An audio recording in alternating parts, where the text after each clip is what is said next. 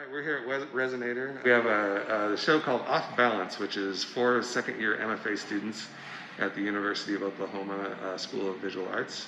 And they each hung up a representative sample of their work, and I'm just going to have them talk a little bit about that. So we're going to start off with Wes here. This is Wes Kramer. So this is my work right here. This is a collection of work that I've done in the past year or so of just my creatures and some storylines that I'm working over for my MFA show. It tells a story about these creatures that are trying to find problems and help stop environmental issues and stuff like that. I use a collection of printmaking methods from etching to woodcuts to even screen printing. What got you into printmaking specifically, Wes? Just the idea of making multiples of work and just the continuous repetition of making these works into like identical pieces that I could potentially send all over the world that multiple people can all see and enjoy. It's kind of the idea of comic books, where how many people can see comic books instead of just one person. And I like that idea of just multiplying the works and just sending them to anyone, friends, family, and people that just enjoy the creation of it.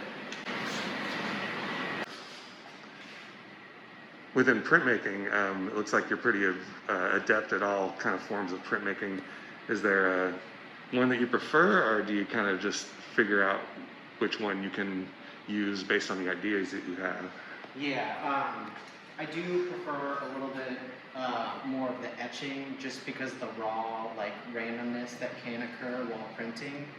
But I do like all of them just because of their versatility and like problem solving issues that you can have for each one, and just the quality that each one has in comparison to another. Have you ever really tried painting or other forms of work? Yes, in some situations, like at the two end pieces, I do watercolor and to add the colors that I need to fully show the storyline. But I do try to, I mostly do printmaking, but I do painting occasionally just to add and develop the work even more. All right, so here we are with Sadaf Sadri. She's got work in the show, a series of photographs. What's your concept of your work? What's the work about? So the concept is love, because that's what I am struggling with all the time. The concept that I'm 30 years old and I know that I really don't want a soulmate in my life. So do you think that it's kind of does it come down to you as kind of a conversation between sort of the desires or the feelings of yourself versus your intellectual self kind of rivaling each other? Because my intellectual self is like, love is a capitalist idea. Why do you want to fit in it, but I can't let it go. Yeah. So you are originally from where? Iran? Yeah.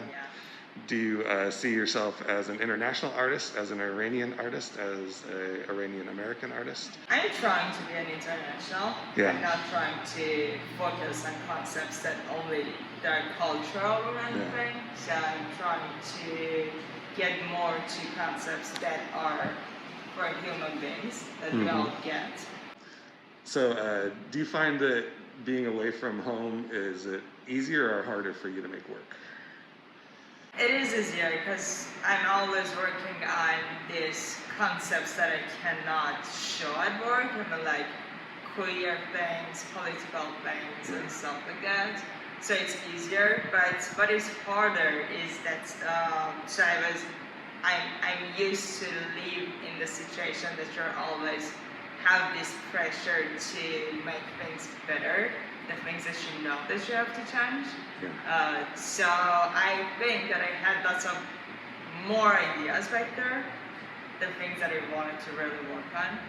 And the challenge here is that I need to see what's wrong with the environment that I'm living in now to work on. Yeah. So, but yeah. So it takes some familiarizing Yes. that you still feel like you're in that process. Mm-hmm. We're here with Marissa Childers, second-year MFA candidate at the University of Oklahoma School of Visual Arts. She studies ceramics. So, what's your background? Where did you start making art?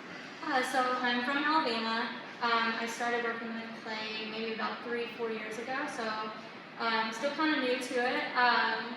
It was just something I kind of stumbled into in undergrad when I was trying to figure out what I should major in, and then quickly just fell in love with the process and the overall, just working with clay in general. I really enjoyed working with my hands, so it was just a really great fit for me. Were you already studying art at the time, or did you take a ceramics I class? dabbled in art some. It was something that I enjoyed doing, but at the time didn't really know really how to make a career out of it. So at the time I was actually an accounting major, and then just did a complete 180 and just dove right into clay. Ceramic artists are often asked about functionality and if they think that detracts from its appeal as art or if that adds to it. Where do you fall in on that debate? I mean, I don't think it takes away from it. If anything, I think it adds to it. Where yes, depending on what it is that you're making, you can easily set that on a shelf and it be purely sculptural. Mm-hmm. But I also think why can't you sit this on a shelf and it be sculptural? But then when I have people over for a nice cocktail party or something, I can take these pieces off the shelf and then we can sit around as a community and really engage with the work and talk about the work. Or do you see your work as being political or representing a certain thing that parts of the other art world don't represent? Or do you feel it's just I like ceramics and it's going to be what it's going to be?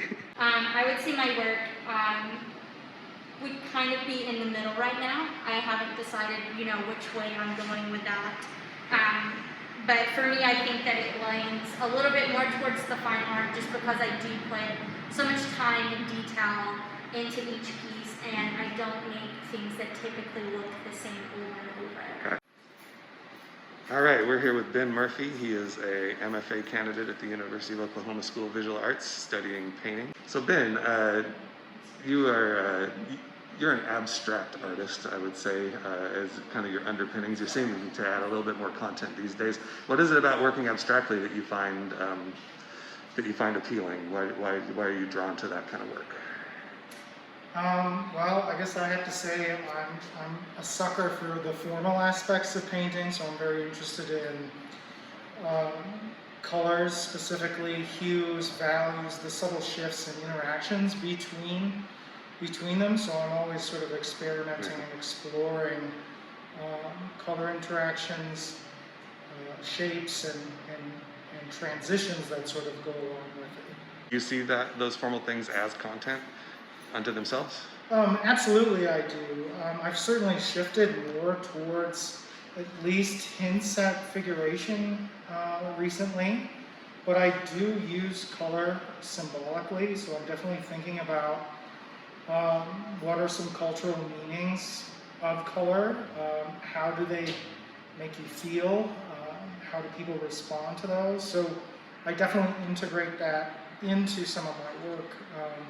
And that's also shifted into how I use some materials. Mm-hmm. For instance, these ones utilize the plastic bag, so there's a comment there on consumption and plastic waste. And here I'm then referencing the recycling symbol for specific types of plastics. The one on my left references the curve for COVID. So, and I call this one, "You didn't listen to Dr. Fauci, did you?"